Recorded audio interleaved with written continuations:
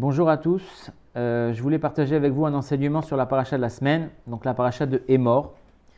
C'est un enseignement personnellement qui me tient beaucoup à cœur, chaque année je repasse dessus et donc je voulais partager avec vous.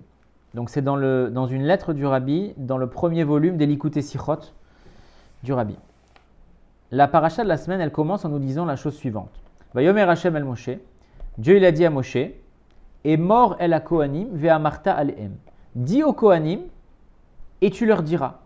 Dis aux Kohanim et tu leur diras. La question qui se pose, c'est qu'on voit une répétition ici. Pourquoi ? Nos sages ils nous disent de là, les azir gdolim alaktanim. De là, on apprend que les grands doivent faire attention aux petits. C'est comme si on disait, Hachem il dit à Moshe, dis aux Kohanim, parle-leur des lois qui les concernent, en l'occurrence les lois de pureté et d'impureté, que les Kohanim ne doivent pas se rendre impurs, par exemple pour enterrer n'importe quelle mort, etc. Donc dis aux Kohanim les lois qui les concernent. Ve'amarta alehem, et tu leur diras, sous-entendu, eux-mêmes ils doivent dire à leurs enfants. Eux-mêmes ils doivent faire attention, pas seulement eux de ne pas se rendre impurs, mais ils doivent faire attention que leurs enfants aussi, ils ne se rendent pas impurs. Donc, Émor ve'amarta alehem, dis aux Kohanim de ne pas se rendre impurs, et tu leur diras aussi que eux-mêmes ils doivent faire attention que leurs enfants à eux, ils ne se rendent pas impurs. Donc ça c'est ce qu'on appelle en hébreu les azir gdolim alaktanim, que les grands fassent attention aux petits, que les adultes fassent attention aux enfants. D'accord ? Et donc ça on l'apprend de la répétition, dis aux Kohanim et tu leur diras. Maintenant, quand on dit les grands doivent faire attention aux petits, bien évidemment, on parle concrètement des adultes qui doivent faire attention à leurs enfants, mais, comme le Rabbi le répète souvent, on parle aussi des grands et des petits au niveau spirituel. C'est-à-dire que quelqu'un de grand spirituellement, c'est quelqu'un qui connaît plus de Torah, qui s'est plus raffiné, et quelqu'un de petit, c'est quelqu'un qui connaît moins de Torah et qui s'est moins raffiné. Donc il y a l'adulte et l'enfant matériel, un père avec son fils, et il y a l'adulte et l'enfant spirituel, ça peut être un juif et son prochain. Et ça peut même être quelqu'un qui est plus jeune dans les années, mais qui est plus grand, si on peut dire spirituellement, qui va être adulte, entre guillemets, et quelqu'un qui est plus vieux dans les années, mais qui connaît moins de Torah, donc il va être un enfant par rapport à son prochain qui est plus jeune. Et donc ça, c'est le principe, les azir gdolim alaktanim. Les grands doivent faire attention aux petits, donc les parents doivent faire attention aux enfants, mais chacun, on doit faire attention à ce que notre prochain, qui est plus petit que nous spirituellement, il fasse les choses comme il faut. Donc, de s'intéresser à ce que son prochain fait et respecte dans la Torah et les mitzvot. Maintenant, ce principe-là, de les azir gdolim alaktanim, que les grands fassent attention aux petits, ce principe-là, il est exprimé 3 fois dans la Torah pour 3 sujets différents. Premier sujet, c'est la consommation du sang. C'est un interdit dans la Torah de consommer le sang d'un animal. Même si l'animal est cachère, même si l'animal il a été abattu rituellement avec la shrita, on n'a pas le droit de consommer son sang. Deuxième interdiction, c'est l'interdiction de la consommation des reptiles. On n'a pas le droit. Et troisième occurrence de ce principe-là, c'est dans notre paracha, donc que les Kohanim doivent faire attention que leurs enfants ne se rendent pas impurs. C'est les lois de pureté et d'impureté. Donc il y a trois endroits dans la Torah où la Torah nous ramène ce principe de les azir gdolim alaktanim, que les grands fassent attention aux petits. La question qui se pose, c'est pourquoi dans ces 3 endroits-là particulièrement, la Torah, elle insiste sur ça. En réalité, dans tous les commandements, il faudrait qu'on fasse attention, chacun l'un pour l'autre, qu'on respecte chacun tous les commandements. Pourquoi dans ces 3 commandements-là, la Torah nous met l'accent sur les grands qui doivent faire attention aux petits ? Alors la réponse elle est très belle, écoutez bien. La première catégorie, la première occurrence, c'est la consommation de sang. Pourquoi ? Parce que nos sages ils disent qu'à l'époque, la consommation de sang, on peut peut-être pas le comprendre aujourd'hui, mais c'était une envie très très très forte chez les gens. Ça veut dire que ne pas manger du sang, c'était très très très très difficile. Les gens, ils avaient vraiment une envie de manger le sang.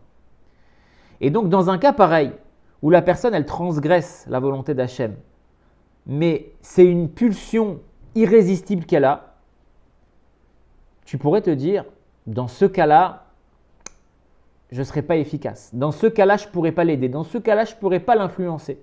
donc je ne le fais pas.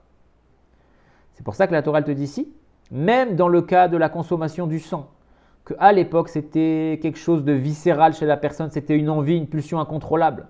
Même dans ce cas-là, la Torah te dit les grands fassent attention aux petits. Dans ce cas-là aussi, tu seras capable d'influencer positivement ton prochain. Deuxième mitzvah où on voit ce principe-là, c'est la consommation des reptiles. Alors là, nos sages ils disent, quelqu'un qui consomme un reptile, c'est quelqu'un qui veut énerver Hachem. C'est quelqu'un qui veut se rebeller contre Hachem. Pourquoi? Parce que consommer un reptile, un être humain normalement constitué, c'est quelque chose de dégoûtant, c'est quelque chose de répugnant.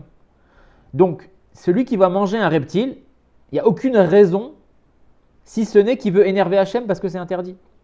Donc, tu pourrais te dire, dans un cas pareil, où quelqu'un qui transgresse la volonté d'Hachem, il le fait parce qu'il veut vraiment se rebeller contre Hachem, lui, je ne pourrais jamais l'avoir. Lui, je ne pourrais jamais l'influencer. Lui, je ne pourrais jamais l'aider. On pourrait se dire ça. C'est pour ça que la Torah elle nous dit non. Regarde, dans ce cas-là aussi, les azir gdolim alaktanim, que les grands fassent attention aux petits.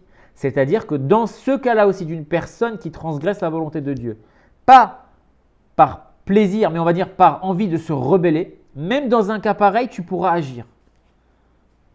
Troisième cas, dans notre paracha, les lois de pureté et d'impureté. Ça, c'est quelque chose qui est complètement illogique. Le Rambam nous dit dans les lois de pureté et d'impureté, au sujet du mikvé, c'est quelque chose qui n'a pas de logique. Quand on rentre dans les détails de ces lois-là, qui sont d'ailleurs très complexes, mais quand on rentre dans les détails, il n'y a pas de logique. Par exemple, quelqu'un qui était qui devenait impur au contact d'un mort, il fallait abattre une vache rousse, il fallait prendre de ses cendres, la mélanger avec de l'eau, il fallait asperger la personne le 3e jour, le 7e jour. C'est des lois très très compliquées et surtout très très mystiques, très très spirituelles. Et donc tu pourrais te dire, dans les domaines où une personne elle transgresse la volonté d'Hachem, et je vais essayer de la rapprocher, mais si c'est dans des choses qui sont illogiques, spirituelles, mystérieuses, mystiques, et que la personne elle est très carrée, très logique, elle a besoin de preuves dans chaque chose, lui je ne pourrais pas l'influencer dans les choses dans les mitzvot qui n'ont pas de rapport avec la logique. Donc j'abandonne. Alors la Torah te dit encore une fois non, parce qu'elle nous dit les azir gdolim alaktanim, même dans un sujet de pureté et d'impureté, où c'est quelque chose de spirituel, même dans ces sujets-là qui ne sont pas logiques, et quelqu'un il pourrait dire moi j'y crois pas, c'est pas logique, même dans ces sujets-là, avec du travail, tu pourras influencer ton prochain positivement.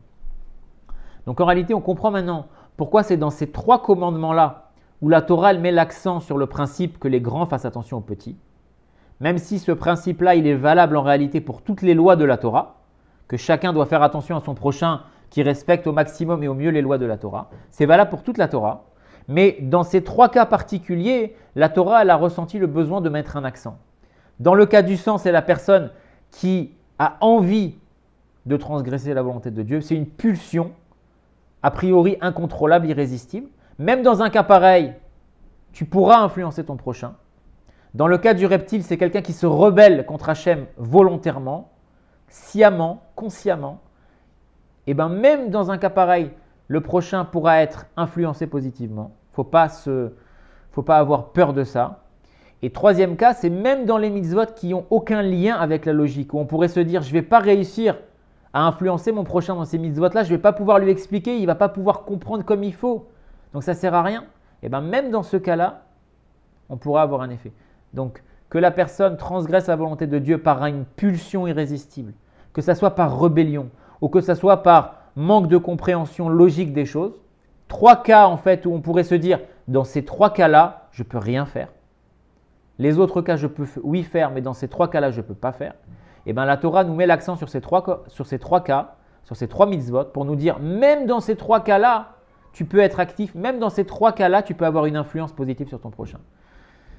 Donc, avec l'aide de Dieu, que ça puisse nous renforcer, de ne pas être refroidi quand on essaye de faire du bien à son prochain, quand on essaye d'influencer son prochain, de ne pas être refroidi par l'aspect extérieur des choses, de se dire ça ne marchera pas avec lui pour telle ou telle ou telle raison.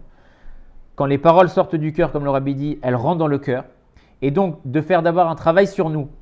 Et ensuite, le travail sera fructueux envers notre prochain pour réussir à influencer positivement notre prochain, quelle que soit la situation. Et le rabbi termine la lettre en disant, et ça c'est valable à plus forte raison, pour les vrais enfants, qu'un parent doit éduquer ses enfants, les enfants aussi, donc sont les premiers bénéficiaires de ça, qu'il ne faut pas se dire, dans ce cas-là, mon enfant, il ne m'écoutera pas parce qu'il ne comprendra pas. Ou dans ce cas-là, il a tellement envie, alors ça ne fonctionnera pas. Et dans ce cas-là, il est énervé, donc ça ne fonctionnera pas. Et donc, on a une petite invitée. Et donc, quel que soit le cas, on peut avoir une influence sur son prochain positive. À bientôt pour des nouvelles vidéos. Merci.